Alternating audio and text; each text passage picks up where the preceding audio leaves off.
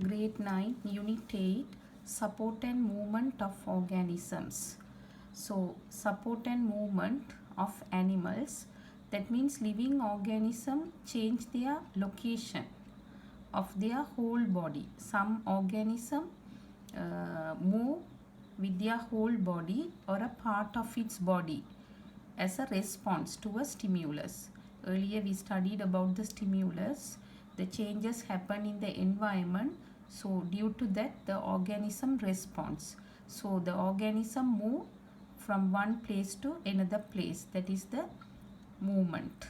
So here some activity 8.1, there are some animals given, that is how they move, locomote. So amoeba, false feet, that is pseudopodia.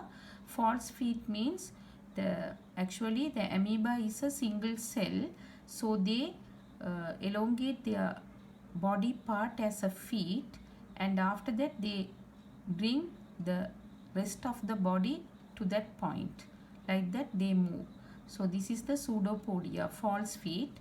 And for the euglena, flagella, this is the flagella. The help of the flagella they swim in the water. The chlamydomonas also move with the flagella.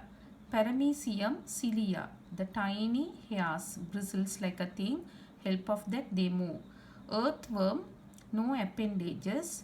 Xylem, xylem means the fluid inside the body. The fluid is pushed backwards. Due to that force the body move forward. That is the xylem.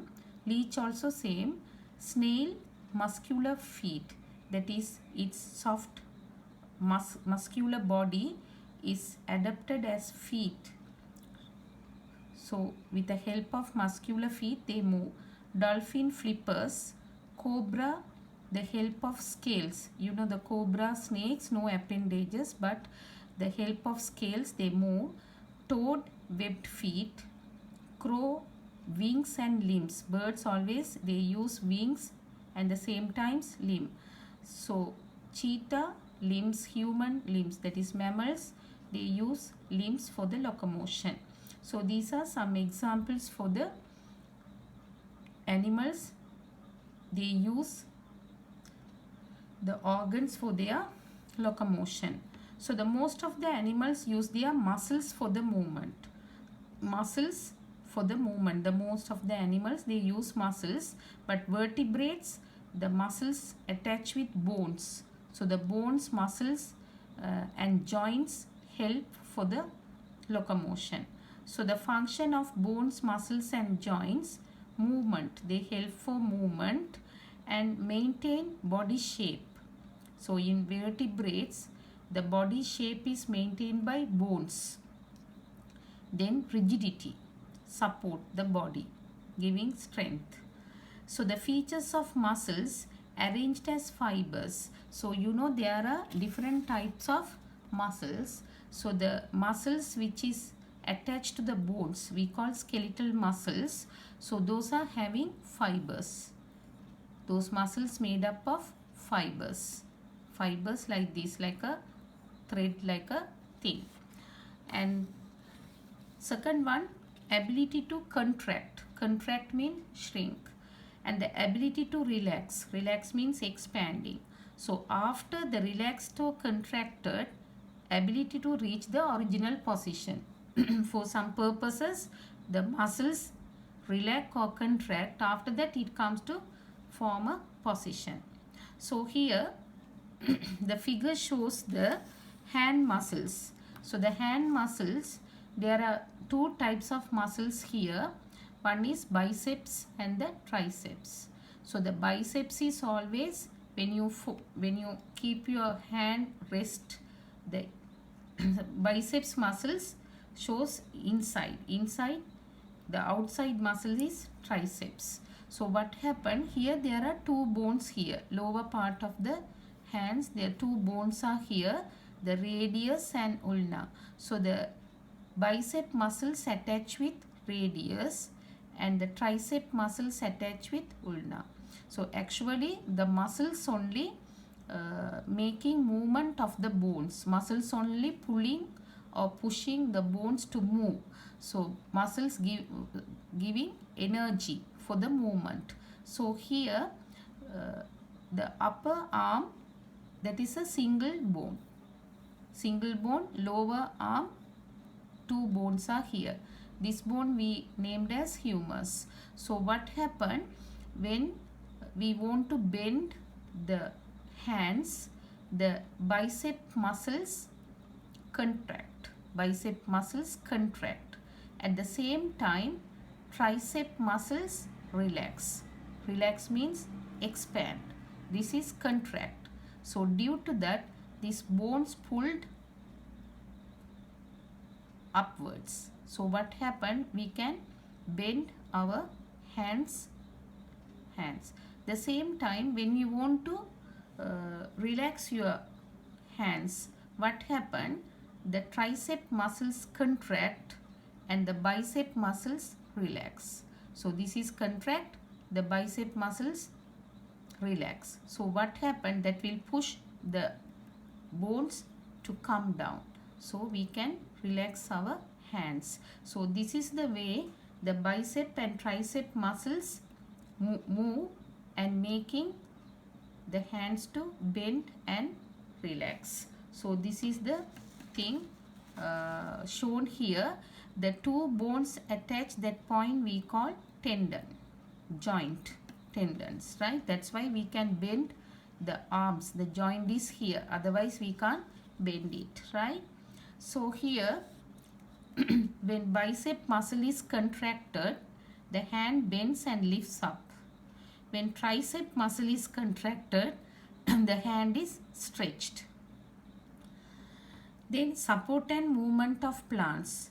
So support of plants. Now when you take woody plants, that is non-woody plants, you know, herbs and shrubs like that, non-woody plants, actually the water in the tissues, the water collected inside the cells, tissues only, giving support to keep the plant erect and alive. The woody plants means the stem is very strong, can be kept erect due to presence of cellulose lignin deposited in the walls in hardwood. That means, you know, the inner part of the stem that we call hardwood. So the cellulose lignin deposited and giving strength to the stem. That's why the woody plants are more strong stem. Movement of plants. Now you know the plants also can move, but no locomotion. They can move according to the stimulus happen in the environment. So growth of a plant in a response to a stimulus or change of the location due to a Tagger change. Tagger change means the cell swell is known as movement of plant. This response is categorized into two main groups. The two types of movements we can see in the plants. The one is tropic movement. Tropic movement. Tropic movement means the direction, there is a relationship between the direction of the stimulus and the direction of the response. Now the shoot system grows towards the sunlight. Towards means that is the direction. There is a relationship between the stimulus and the response. The stimulus is sunlight and the response, the plant shoot system growing. So there is a relationship. The growth substance are influencing, that means hormones are influencing in the tropic movement, and you studied earlier the last chapter about auxins, right? So the shoot system bends towards the sunlight due to the auxin diffuse, right? So next one, response occurs towards means we call positive movement, away from the stimulus, that is negative movement. So there are some example. Positive phototropism. Photo means sunlight. So the stem grows towards the sunlight. So positive, towards the light. Positive geotropism. Geo means earth. Roots growing towards the ground. So the roots always grow downwards. uh, towards the ground, that is positive geotropism. Negative geotropism, you know, the stem grows away from the earth, that is opposite side to the earth, therefore negative geotropism. Positive hydrotropism, hydro means water, so you know the roots always grow where the water is present, towards water, so that is the positive hydrotropism. Positive chemotropism, so due to the chemical attraction, chemical substance, attraction of chemical substances, growth happen. You know, the pollen in the flower, the pollen tube grows towards ovary because the chemical substance present in the ovary. Due to that attraction of chemical substance only, the pollen starts to grow. That is the chemotropism.